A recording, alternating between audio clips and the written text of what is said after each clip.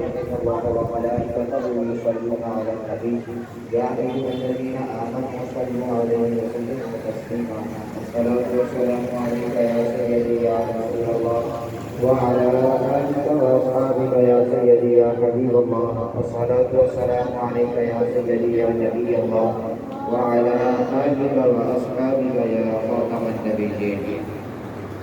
سامع عزیز وقار، جو آیت میں نے آپ کے سامنے تلاوت فرمائی ہے اس کے اندر اللہ تبارک و تعالیٰ ہمارے آقا مولا صلی اللہ علیہ وسلم کی شان ختم نبویت کو بیان فرما رہا ہے. اللہ تعالیٰ فرماتا ہے کہ اے حبیب ما کان محمد ابا، کہ نہیں ہے محمد صلی اللہ علیہ وسلم تم میں سے کسی کے بھی باپ، ولیکن رسول اللہ، لیکن وہ اللہ تعالیٰ کے رسول ہیں، وخاتم النبیین، اور خاتم النبیین ہیں. اور اس طرح کئی مقامات پر اللہ تعالیٰ نے حضور کی ختم نبوت کو بیان فرمایا ہے کہ میرے حبیب آخری نبی ہیں، آپ کے بعد نبوت کا دروازہ نہیں کھل سکتا، بند ہو چکا ہوا ہے. حضور نے خود بھی کئی روایات میں فرمایا کہ انا خاتم النبیین لا نبی بعدی، کہ میں آخری نبی ہوں، میرے پاس کوئی نبی نہیں آئے گا. اب حضور کے ظاہری حیات کے اندر ایک شخص تھا مسیلمہ، یہ مسیلمہ کذاب کے نام سے مشہور ہے. حضور نے فرمایا میرے بعد 30 دجال ایسے ہوں گے جو کہیں گے کہ میں بھی نبی ہوں. حضور پہلے فرما کر گئے ہیں کہ میرے بعد 30 دجال آئیں گے اور وہ سب کے سب نبوت کا اعلان کر رہے ہوں گے. اور اگر آج ہم دیکھیں تو ان میں سے کئیوں کو ہم تو دیکھ چکے ہوئے ہیں اور پتہ نہیں اب کتنے آئیں گے. اور حضور نے فرمایا تو یہ آئیں گے ضرور. تو ایک آدھے جو تھے 2.5 بندے اور ایک عورت نے، جیسے حضور نے پردہ فرمایا تھا نا، جن لوگوں نے اعلان کر دیا تھا کہ ہم نبی ہیں. مسیلمہ کذاب جو تھا اس نے حضور کی ظاہری حیات میں حضور کی طرف خط لکھا، کہنے لگا کہ اپنی نبوت کے اندر نا مجھے بھی حصے دار کیجیے. آپ کہہ دیجئے کہ یہ علاقہ میرا ہے عرب والا، اور وہ جو یمامہ والا علاقہ وہ میرے سے برد کیجیے. کہہ دیجئے کہ وہ سب کا سب علاقہ میرا ہے. تو حضور نے فرمایا کہ یہ کوئی فلوکیت نہیں ہے، یہ کوئی بادشاہت نہیں ہے جس کا میں تمہیں حصے دار بنا دوں. یہ محض اللہ تعالیٰ کے فضل و کرم سے عطا ہوتی ہے. اور مجھ پر نبوت کے دروازے بند ہو چکے میں ہیں، لیکن خیر وہ باز کوئی نہ آیا، وہ وہاں پر اپنی تبلیغ کرنا شروع کر دیتا رہا. اور مزے کی بات ہے آج کل جیسے ہم دیکھتے ہیں نا کہ کوئی بھی بندہ اٹھتا ہے تو لوگ اس کے پیچھے چل پڑتے ہیں. ابھی حضور ظاہری دنیا میں جلوہ گر ہیں، لیکن یمامہ وہ مسیلمہ کو جو ہے لوگ ماننے لگے کہ وہ نبی ہے. آج تو بڑا دور فتنہ والا دور ہے نا، آج تو جیسے فتنے اٹھے ہوئے ہیں تو ہر کوئی ہر کسی کے پیچھے چل پڑتا ہے. تو حضور کی ظاہری دنیا میں جلوہ گر ہو اور وہاں سے وہ مسیلمہ کہے کہ میں بھی نبی ہوں تو لوگ اس کو بھی ماننے لگے جاتے ہیں. تو آپ کو مسیلمہ نے بھی اپنا لشکر تیار کرتا رہا. اتنے میں امام الانبیاء صلی اللہ علیہ وسلم ظاہری دنیا سے پردہ فرما گئے. اب حضرت سیدنا صدیق اکبر کا دور آیا. اب جب آپ کا دور آ گیا تو ہر طرف سے مختلف قسم کے فتنے اٹھ گئے. لوگوں نے کہہ دیا کہ ہم نے زکوٰۃ نہیں دینی ہے، لوگ مرتد ہونے لگے، احکامات کو ختم کرنا شروع کر دیا. ایک طرف لشکر اسامہ کو بھی بھیجنا ہے، اور پھر یہاں سے المیہ یہ ہوگا کہ لوگوں نے کہا کہ ہم بھی نبی ہیں. تو حضرت سیدنا ابوبکر صدیق رضی اللہ تعالی عنہ آپ نے کہا کہ ہم مسیلمہ کے خلاف جنگ لڑیں گے. اور اس جنگ کے اندر آپ نے اس قدر سخت لڑائی کروائی تھی کہ جتنی بھی پہلے جنگیں ہوئی ہیں نا 9 جنگیں آتی ہیں جو حضور کی ظاہری حیات میں لڑی گئی ہیں. اس کے اندر 269 صحابہ کرام شہید ہوئے، کم و بیش 269 صحابہ کرام ٹوٹل جنگوں کے اندر. لیکن جب یہ مسیلمہ کذاب کے خلاف جنگ لڑی گئی یہاں پر جو ہے وہ 1200 یا 12,000 صحابہ شہید ہوئے ہیں. اندازہ کر سکتے ہیں کہ کس قدر سخت لڑائی ہوئی ہوگی.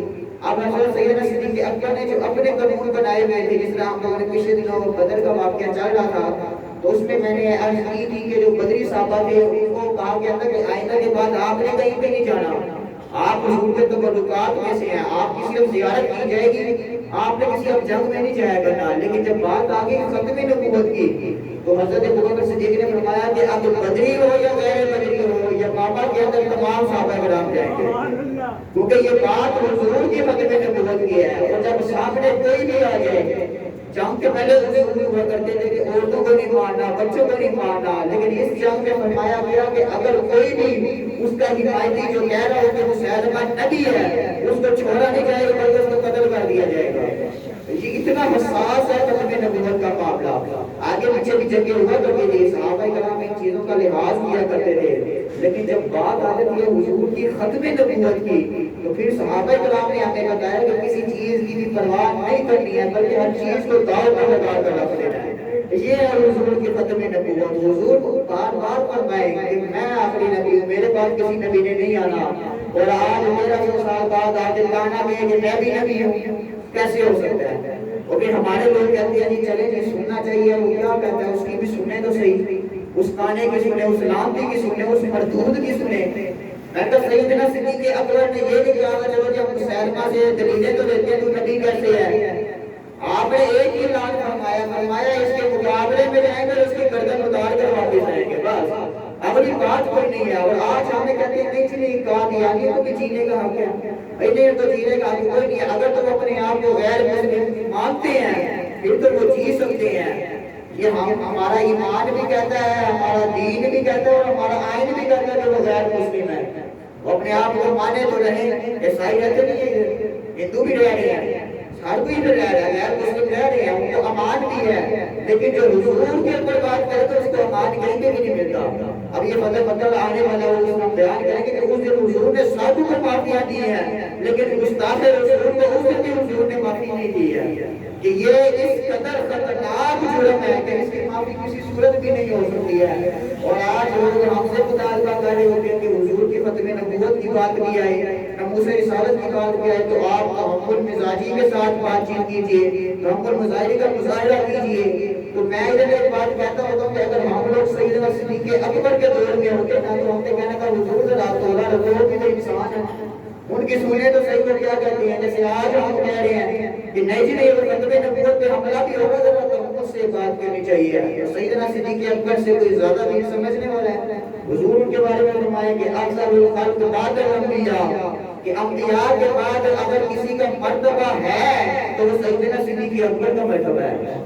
تو وہ جب ختم نبوت کا معاملہ آیا تو اتنے حساس ہو جائے، اور آج ہمیں لوگ کہتے ہیں کہ آپ حساس ہو گئے ہیں۔ اب حضرت عمر فاروق رضی اللہ تعالیٰ عنہ اکثر کیا کرتے تھے کہ صدیق اپنی 2 نیکیوں میں سے ایک نیکی مجھے دے دے اور عمر کی ساری نیکیاں تو لے لے۔ اب حضرت عمر فاروق رضی اللہ تعالیٰ عنہ کی نیکیوں کے بارے میں آپ کو میں کہا کر چکا ہوں کہ حضور سے پوچھا کہ حضور ستاروں کے برابر بھی کسی کی نیکیاں ہیں؟ تو حضور نے فرمایا ہاں میری عمر کی نیکیاں ستاروں کے برابر ہیں۔ تو حضرت عمر فاروق کیا کہہ رہے ہیں کہ عمر کی ساری نیکیاں لے لے، ایک دن والی یا ایک رات والی نیکی مجھے دے دے۔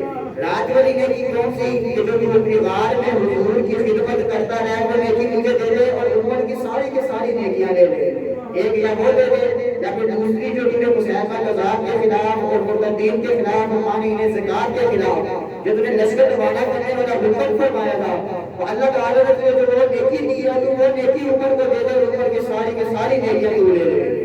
یار اتنا حساس مسئلہ ہو، اور حضرت عمر فاروق اپنی تمام نیکیاں دینے کے لیے تیار ہو جائے کہ اے ابو بکر جو ختم نبوت پر پہرا دیا اس کی نیکی مجھے دے دے۔ تو ہمیں بھی چاہیے کہ جب حضور کی ختم نبوت کی بات ہو تو کم سے کم ہمیں درجے سے سیدنا صدیق اکبر کی شان کے مطابق، ان کی عمل کے مطابق ہمارا عمل بھی ہو۔ میرے فضل کی بات ہے کہ جو قادیانی حضرات ہیں باطل نہیں نا، ان کا باطل نہیں ہے نا، حق پہ تو نہیں ہے، لیکن وہ دیکھیں اپنے باطل دین کے لیے بھی کتنے حساس ہیں، وہ کتنی محنت کر رہے ہیں، اپنے دین کو پھیلانے کی کتنی کوششیں کر رہے ہیں، اور ان کا نبی بھی کانا ہو۔